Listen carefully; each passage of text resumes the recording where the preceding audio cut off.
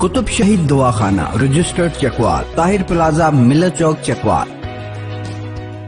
Regional police officer Rawalpindi Imran Ahmed نے کہا ہے کہ راولپنڈی ریجن میں تمام تھانوں میں دی جانے والی جھوٹی درخواستوں کے سدباب کے لیے درخواست گزاروں کے خلاف 182 کی کارروائی کرنے کا فیصلہ کیا گیا ہے اور عدالتوں میں 182 کی کارروائی کو نتائج کن مرحلے تک پہنچانے کے لیے اقدامات کیے جا رہے ہیں۔ نوٹس میں آنے سے رہ جانے تھی وہ آپ کی معاملت سے پولیس کے نوٹس میں آ جاتی ہیں اور اس کے اوپر پھر جو مناسب کارروائی ہونی چاہیے وہ ہو جاتی ہے۔ تو میری نظر میں آپ لوگ میری نظر سے دیکھیں تو ہمارا ہی ایک ایکسٹینشن ہے، آپ کے اور ہمارے اغراض و مقاصد سیم ہیں، سوسائٹی کو پرامن رکھنا اور وہاں پہ کوئی بھی خرابی اگر ہو تو اس کو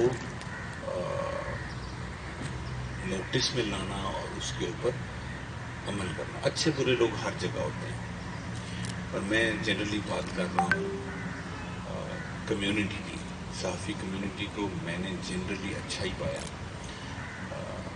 بارنگ فیو جو کہ ایک نارمل سی بات ہے۔